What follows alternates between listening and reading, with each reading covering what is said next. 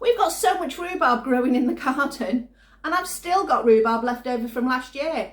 So I need to use that up before we start filling the freezer back up with this year's rhubarb. So I'm going to make a couple of rhubarb pies. They're pretty easy to do. One of them's going to be for Chris, one of them's going to be for my dad. That's what I've been doing for the past couple of years for my dad for his birthday and Christmas, is I do some baking for him. I like baking, he likes eating baked goods, so it works out good for both of us. Let me show you how I make my pie. So I'm going to start off, I've put my bowl on my scales and we'll turn it on. Get it to 0, go for grams because that's just easier. So my basic pastry recipe is half fat to flour and some water. That's it. So I'm going to go for 150 grams of fat. So this is just my spread. They do talk about using cube butter, but I just use this and my pastry comes out absolutely fine. It's cold. 149, that'll do. Okay, and I'm going to add my flour. So half fat to flour would mean I am going for 300 grams of plain flour. So back to 0. And pop that in.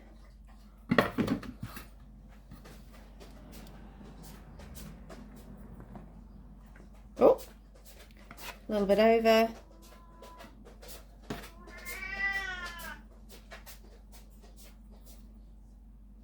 There, that'll do.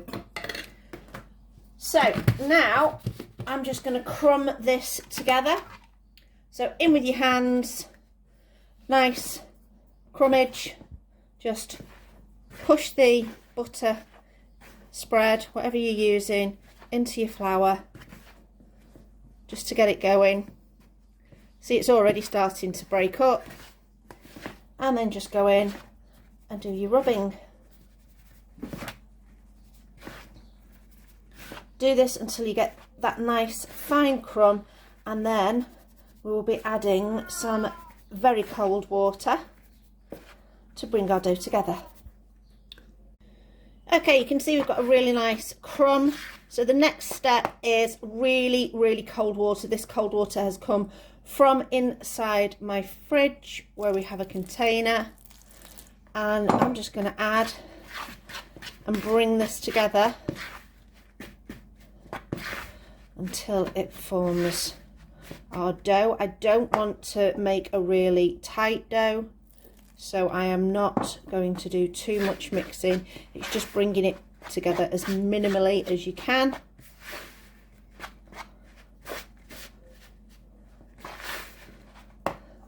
Tiny little bit more. I have to go around the edge because that's what seems to be where the flour kind of stays. Right. I am thinking that that is absolutely fine. So all I'm going to do now is I have got, let me just move you back a little bit, some cling film that I'm going to put on the work surface.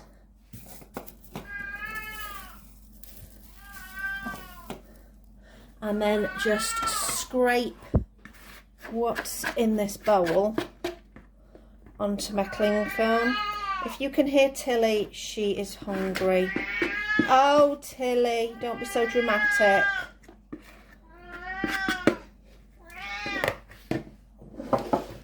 And then all I'm going to do is I'm using the cling film to bring this together. So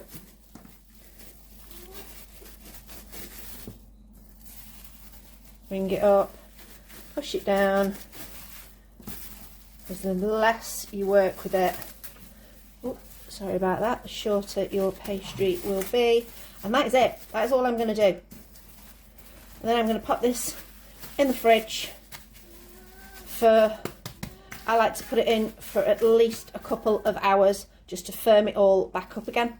What I'm going to do now, so this is a bag of rhubarb that I've had from last year's crop of rhubarb. And because we're starting to get loads of fresh rhubarb now, I'm going to pop this into my sieve because it will be quite wet. And I just want to, you can see, to drain out some of that liquid while the pastry is in the fridge, because I don't want a really wet pie. So I'm just going to leave this for the time that pastry's in the fridge and let it do its thing. You can see how much liquid has come out of that rhubarb. So we're going to get rid of this and put this to the side and sort out our pastry. Okay, pastry's been in the fridge. It's still quite, so it's a little bit sticky. I did put a little bit too much water in there, but it's absolutely fine. We're just going to liberally go with flour. Take that out, pop that on the side. And get our rolling pin. And we are going to roll this out. Now, I'm aiming to do 2 of these enamel containers. They're approximately, I'm going to say about 9 inches width.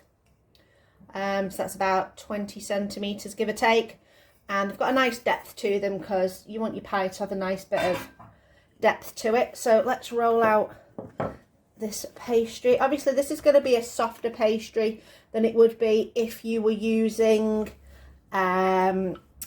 solid butter, but it is still really nice and will still work for what we need it to. Ooh.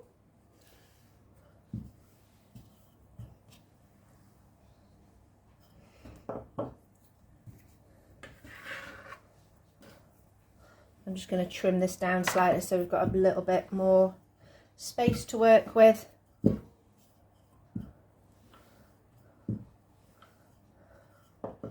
Okay, I want my pastry relatively thin, not too thick, and I'm going to use my rolling pin to manoeuvre it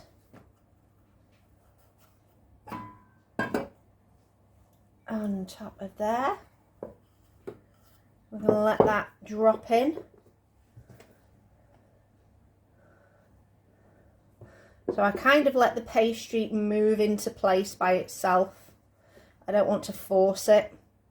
And it's dropped in. We'll trim some of the excess off.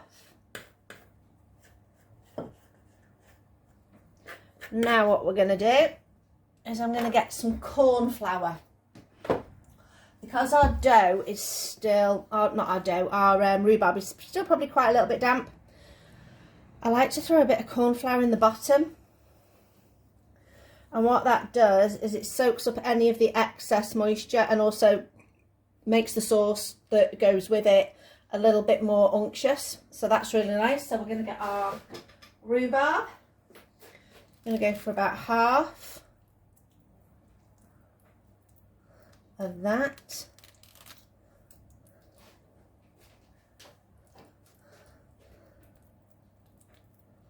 Okay, now you might think, oh, that's not very much, but we're going to be a bit sneaky. And what we're going to do is we're going to nip outside and get some fresh rhubarb. Right, we're going to look in here for a really nice piece. I can see there. Give it a twist and a pull, and then find the end. There we go. Nice fresh rhubarb to go in the pie. We'll take that over to the bin and get rid of the leaves because we don't want this big bit. So all as I will do is hack off that end, a little bit of that, and then we've got the rhubarb. Easy as. So I've sliced up that rhubarb. We're going to put that on top, and that's going to bulk out our rhubarb pie. There we go. And then I'm doing what we call a cheats top. All I'm going to do is, we don't want a big crust, so I'm just going to bring in. This is why I like it nice and thin, because then you don't get a really thick top on there. Tuck that in a little bit. I will brush that with some milk and sprinkle a little bit of sugar over the top before putting it in the oven. And I'll make my next one. There we go, we've got our 2 pies prepped, brushed with milk and sprinkled with, this is Barbadian cane sugar. It's got really nice, if you can see there, big crystals of sugar. That'll help cut through the tartness of the rhubarb, because I don't add any sugar to my stewed rhubarb. It's just as it comes, because I figure with the sugar on the top, plus if you have it with some custard or some ice cream, things like that, that sugariness cuts through the tartness in the pie. So these pies are going to go in the oven. I've got banana bread over here. Let me just show you. That's going in as well. If you want my banana bread recipe, I will link it for you below.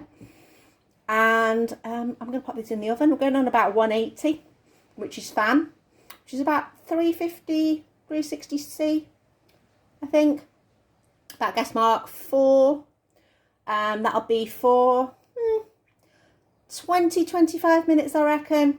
Basically, when the top's nice and golden is your big signal. And I'm going to pop it in now. Pies are out of the oven. I've taken them out of the trays. We have no soggy bottoms. Nice and well filled and looking really good. A little bit of leakage on this one, but to be expected when you're just throwing together the top. And we're going to taste that in a little bit. Right, let's cut into the pie. Oh, that's got a nice crispy crunch. Now, I'm cutting a piece that is a Christopher portion.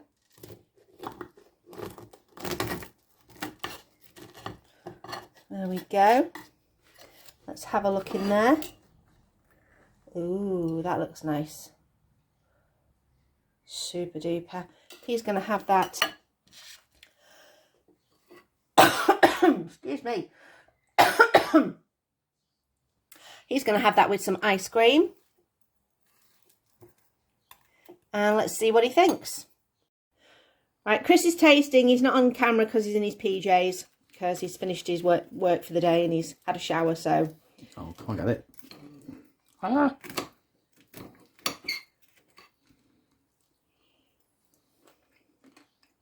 That's nice. How's the sour and sweet? Well, what are those things? That is turbot. No, that is sugar. It's caramelised. Yeah. Lovely. That's really nice. Excellent. Thank you. Well, Chris definitely seemed to enjoy that pie. It kind of got swept away quite quickly after he'd had the first taste. And I've delivered the other pie to my dad, and he's given me a call and told me that he really enjoyed it too. So those are both really good people who have enjoyed a good rhubarb pie. Please let me know in the comments below, are you a fan of rhubarb pie? And also, what else do you think I could do with the extra bit of my rhubarb? If you've been watching my videos before, you will have seen my rhubarb and lentil dal recipe that I did. So I don't mind rhubarb in savoury or sweet dishes, because rhubarb's a vegetable anyway. So let me know in the comments. Thank you for watching, and I'll see you next time.